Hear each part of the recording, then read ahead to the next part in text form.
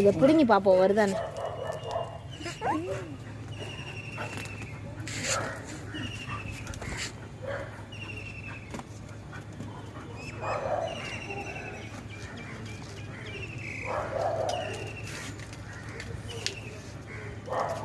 நீங்க கொஞ்சம் ஹெல்ப் பண்ணி கூடாண்டா.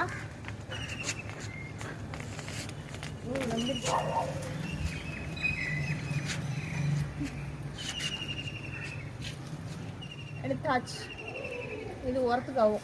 2 வருஷம் ஆயிடுச்சு அப்படியே. அதனால் இந்த மண்ணை எடுத்து கொட்டிட்டு மறுபடியும் கலந்துட்டு கொஞ்சம் எருவெலாம் கலந்து தான் வைக்கணும். நம்ம காய்கறி கழிவுலாம் எருவு பண்ணி வச்சுருக்கேன், அதை கலந்து தான் வைக்கணும். அப்படியே நம்ம மாடி தோட்டத்தை ஒரு கிளான்ஸ் பாருங்கள் பார்ப்போம். மாடி தோட்டத்தில் வெயில் காலத்தில் இதுதான் நிலைமை.